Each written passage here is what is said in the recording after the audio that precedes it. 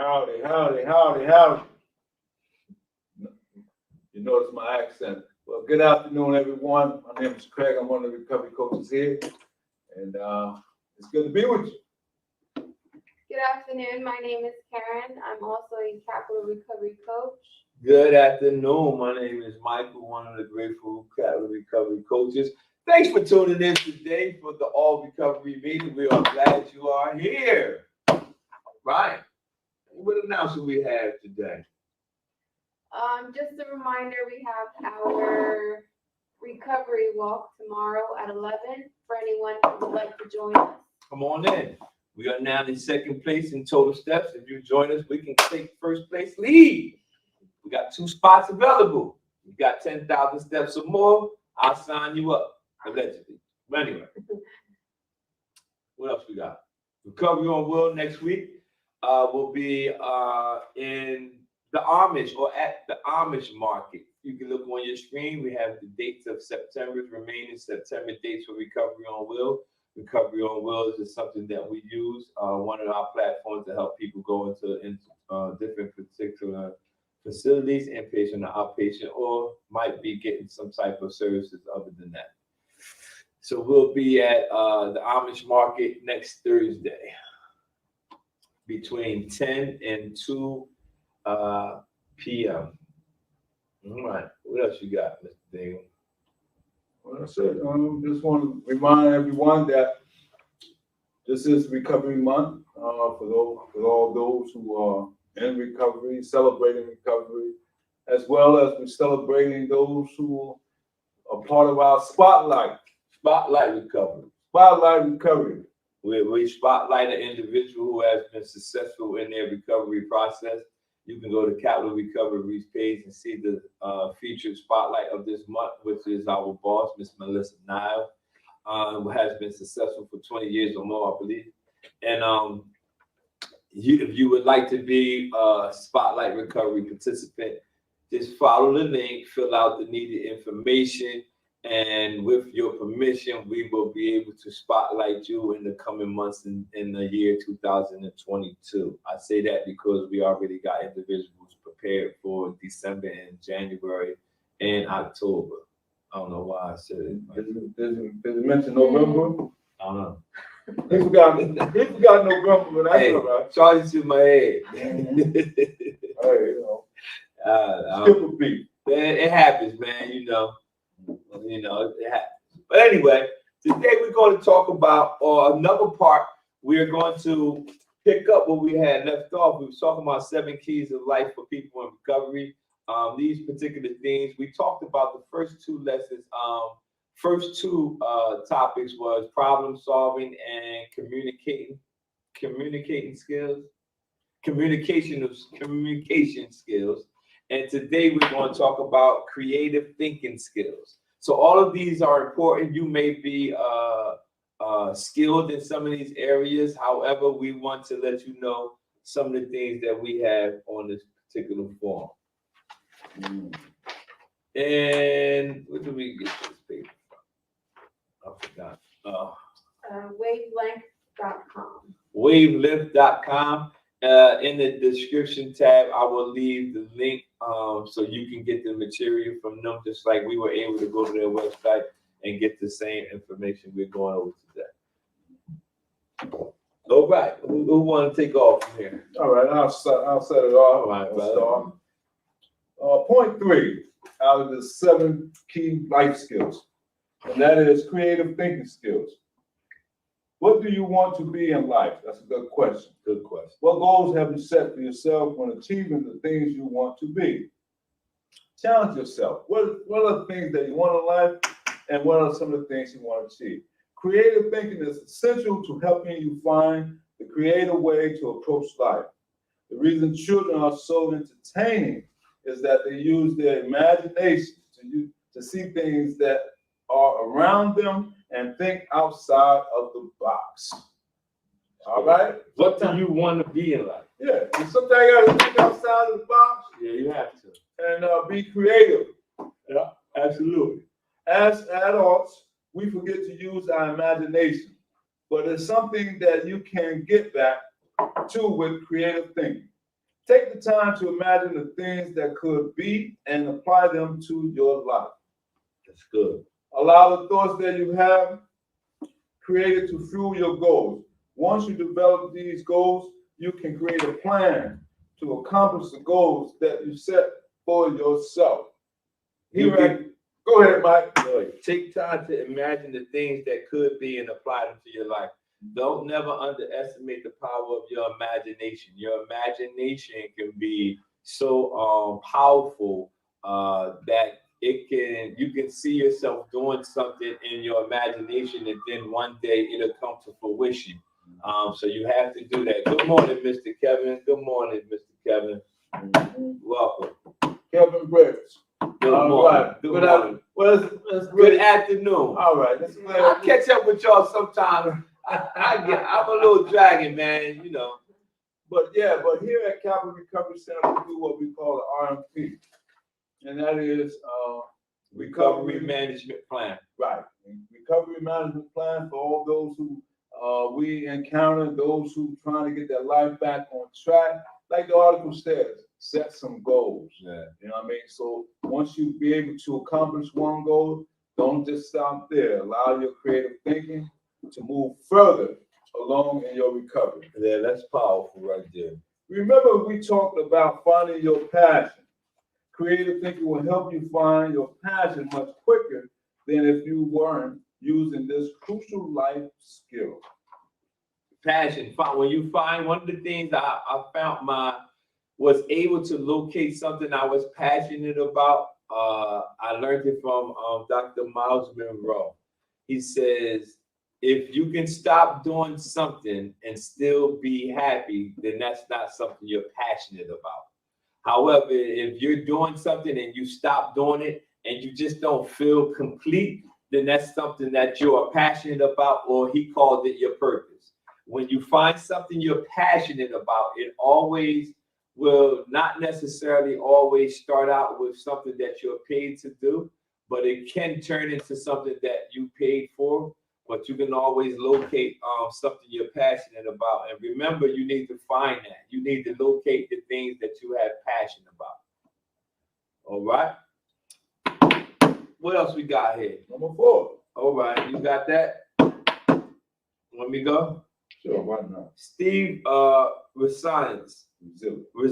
Steve Spielberg, I know him, was rejected for admission at University of South Carolina 3 times before deciding to stop applying and pursuing a career as a director. Because of that decision, he has become one of the most well-known and successful directors globally. An issue that people in recovery have is facing rejection. When rejected, it's as if the world has completely crumbled around us, and digging yourself out of the hole of rejection can seem impossible. That's really good. When you have been rejected for something, a job, a relationship, a situation, and you feel rejected, it can be hard for you to dig yourself out of that situation. The reason that people like Spielberg are successful today is that they are resilient. They didn't let rejection or fear of rejection keep them from moving forward to pursue the dreams that they had for themselves. You gotta always be resilient. If something has stopped you from fulfilling your passion or your desire after you have struggled with some type of substance issue, you gotta dig deep. We was talking about that when they get cold. You gotta dig down. Buckle down. You gotta buckle down. Yeah, you gotta buckle down. You gotta buckle down. Even though you might have been rejected for something, that's something I can't tell you won't happen again. It's possible for you to face rejection in the coming days to something. I'm not gonna say you're never going to experience a bout of rejection from some type of thing. Mm-hmm. As anyone in recovery develop resilience will be incredibly helpful. This is because you're going to encounter several people in situations that don't appear to be on your side. But when you're resilient, you'll get back up after facing rejection. Dust yourself off, try again. Dust yourself off, try again. We were dealing with an individual a couple of days and they didn't feel like they wanted to do something, then they changed their mind. Then they got back up the next day, made the call, and they said, I wanted to do something again. And now hopefully they don't change their mind. But at least they're still trying. So us being in this position, our motto is how we can help you with your recovery today. And that means basically put it all in your court. How can we help you? We basically telling you we are there to help you, but you, the only one, can tell us what level of help you are willing to receive. Invest in your recovery. Invest in your recovery. Even as recovery coaches, sometimes we can all get frustrated. However, we here at Capital Recovery Center, we did not give up on that person. Nope. And so we stuck with them and we encouraged them. And that's part of being a recovery coach, is to empower people and to be a role model. To let them know, hey, listen, you failed one time, don't stop there. Try again. Dust yourself off. Dust yourself off and try again. That's a song. So dust yourself off, try again. And I ain't gonna sing it now. I'll Google it. Okay, what Kevin said. What Kevin said? When I was in the world, I thought I was compaction, living in the park. Yeah. But when I turn my life and will over to God, things begin to change. That's good stuff. That's good stuff, man. Once you turn it over, once you get out, that's called getting out the way. Once you got out the way, he was able to do something. Once the smoke cleared, Yeah. you see clearly. What is that song? Once the cloud is gone, Once the cloud is gone, I can see I clearly. can see clearly now. That's right. Let's move along. We're doing good here, man. We're doing good. That's the Craig. But come on. Number 5, ability to learn. You want me to read that? All right. All right, I'll read it. It's short and sweet. Each day changes are being made. For example, years ago, no one would ever thought that you'll be able to attend a doctor's appointment virtually, but now it's possible. Ain't that something? That is. Technology has got so advanced, we have moved along so much in the world. We can do it virtually. Ability to Yeah. learn. Yeah. Ain't that something? And everybody has to learn. The ability to learn comes with, some people say, man, I don't know how to do this. I was talking to someone and they have been living the lifestyle that I used to previously live. And they said, I never used a debit card. And I said, wow.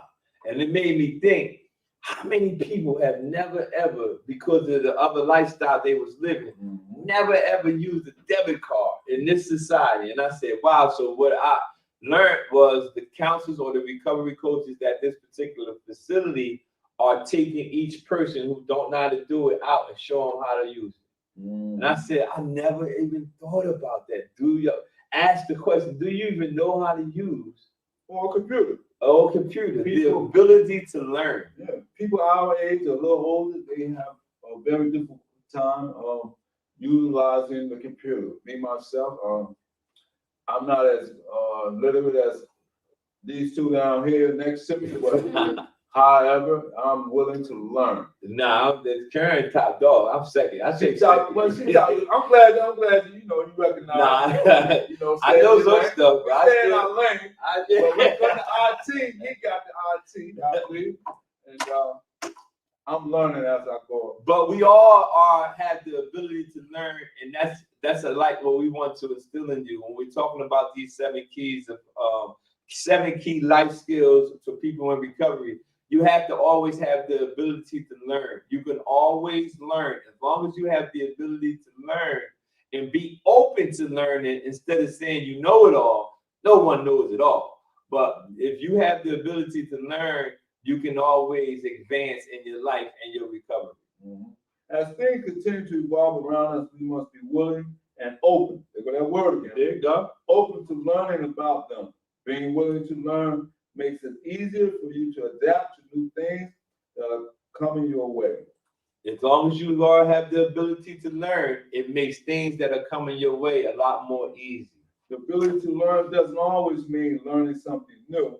It also means being able to learn from the mistakes you made in your life. Your mistakes must become your mentors. By learning from these mistakes, you can pinpoint what led to making those mistakes and avoid them in the future. locate, pinpoint, by learning. Identify. Good words. These are good words, man. This college education word. Identify. Identify your behaviors. You know, that's good. Yeah. No, you can't change no behaviors that you won't point out or identify. As long as you're willing to avoid identifying them, you will avoid addressing them. Addressing behaviors. You won't. Yeah. Stand receptive. Simple step. Simple step. That's right. That's what expedite is. Expedite. When we was in the therapeutic TC Moms. TC program, we used to have expediters. Yeah. And expediter was there to address Behaviors. keep things in order. You know, Sometimes some expediters would just let behaviors go on in the house. They will never. Housemen, we had some housemen, and they house coordinators, they would never address behavior. They would just let them stay sick and suffering in these houses. But thanks be to God, man. They had to get some new structure. Let the house shoot do. All right, bring it back. That's one of the things we used to say when things get a little out of control. You letting the house shoot We though. would say, bring it back. Bring it back. All right. So we're gonna bring it back. What Kev say? Put him up there. When my higher power came in my life, I was not ready to hold on to money and get me The housing. All right. out. Let's go. All right. I had to trust God and myself. Building strong relationships. Let's go there. Let's see where I'm at. You wanted it, Karen? Or no? Yeah. Okay. So number 6 is build solid relationships. All right. Time and time again, we discuss the support you keep in your life as someone in recovery. Without having the right people around you, it increases the chances that you will turn back to the same life you were leading before recovery. Take the time to start rebuilding and strengthening relationships that were destroyed while you were in active addiction. Although there are some people that you've let down, that doesn't mean they're not in support of you getting the help that you need and making positive changes in your life. Mm-hmm. That's so important right there. The one you just read, build solid relationships. You know, a lot of times people they come out of treatment facilities or incarceration, they don't have a strong network. Yeah. Or strong resources, a strong family to support them. And so that's very vital, you know, to sometimes, you know, resort back to those you may have, like the article say, those you may have hurt, you never know, because those will be your biggest strong allies in you getting better and becoming successful in life. And so thank God, Recovery Center, for your service. Hey, you. Thank you. You're welcome. Take the time to start rebuilding and strengthening relationships that was destroyed. The reason why you want to try to take some time and rebuild those, because those people who were supporting you initially still have the same love for you, even though you might have hurt their feelings or broken some trust. They have that seed of love for you, and you should take some time to try to rebuild it.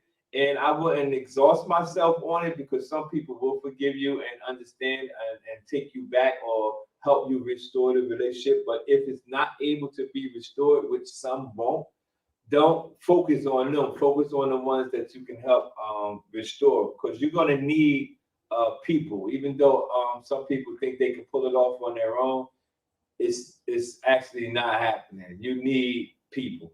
Mm-hmm. And number 7. It says, develop coping mechanism. All right. Let me read that again. Number 7. Number 7. It's on the screen. Okay, by the way, develop coping mechanism.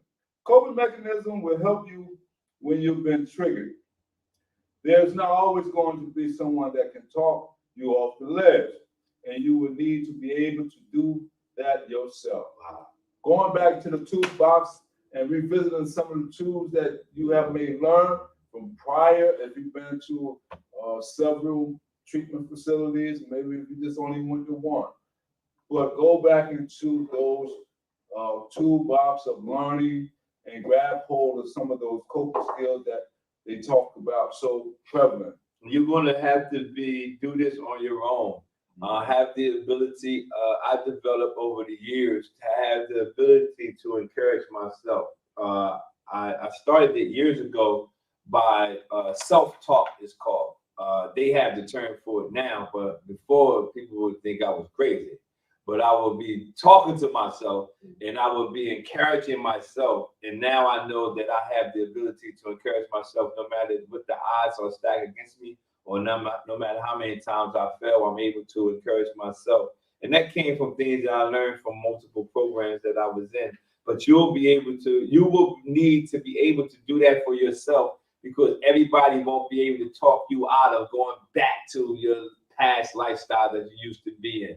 So first you got to learn how to do that yourself, because if your sponsor, your mentor, your recovery coach, your spiritual advisor, no matter who they are, maybe you can't get in touch with them. You have to develop some type of way or some type of coping skills to be able to talk yourself off the ledge, like they said. Mm-hmm. You can learn several ways to cope when you begin to feel stressed, including exercise or practicing meditation. Meditation helps you to practice self-awareness. Wow. So don't be afraid to take on new adventures. Challenge yourself. Challenge yourself. Relaxation. You know, we went to a wellness center there in Seabrook House. Best friend, one of my friends down there, her name Adrian. And you know, they had a lot of different things you can use to help with relaxation and pain and things like that. And I'm a spiritual, my spiritual foundation is in Christianity. However, I'm open to just sitting in the room and meditating on sounds of noise, of music and water or jazz. I'm open to all that because I understand that I have to find different ways of coping with certain things. Mm-hmm. So you can do that as well. Meditation helps you to practice self-awareness. Mm-hmm. When was the last time you sat still and just meditated? Mm-hmm. Wow. Without all the hustle and bustle. When was the last time you just sat still, turned the TV off? Or just went fishing? Hey, listen, go fishing. I go fishing a lot. No bait, no nothing. Just throw it out. Bread out there. I got bread with me today. No bait, no nothing. Just throw the gas it out, man. Fish jump on in, man. Yeah, you got them, man. Go home with an empty bucket. That's all right. Yeah. As long as you got a clear fish jumping on, no bait hooks. As long as you unload all that stress of the hustle and bustle of the day, go somewhere and enjoy yourself. Play basketball. Mr. Kevin said when he gets stressed, he gets out of himself and go out and help someone. That's what we do here at Capital Recovery Center. We help people, and by us helping other individuals, it helps us or refuels us or give us energy, especially when we get them some services and the services help them in a certain type of way where they let you know, man, I really appreciate you doing that. So that's one of the things we like to do too. Why are life skills important? Without life skills, life becomes more difficult than it needs to be. Knowing life skills help you as a person to lead a healthier life and slow down long enough to think before you make poor decisions. Often amid addiction, we don't stop to think about how the things we're doing will affect ourselves or the people around us. Using your life skills, you can start identifying triggers and thinking about how giving it into these triggers can alter or disrupt the progress you've made thus far in recovery. Using your life skills, you can start, life skills also help to improve self-confidence and increase the value that you place in your ability. Having self-confidence will help you to keep negative thoughts and emotions that could lead to a relapse. Not to mention managing negative emotions and thoughts helps you navigate how to live with a mental issue that you weren't aware of before. To God be glory. Mm-hmm. Last and finally, I believe it says, learning life skills and recovery. Learning life skills and recovery is the key to remaining sober long enough. That's it. Without developing these life skills, you're not giving yourself a fair chance to begin a new life the right way. If you're in recovery and are looking for support or want to begin your treatment journey, contact Capital Recovery Center. 856-391-7449. or 1-800-236-2448. Call me anytime you need me. If I'm busy, I'll fast forward you over to my man Craig. And if I'm too busy, I'll fast forward over to our wonderful young person, Karen. All right.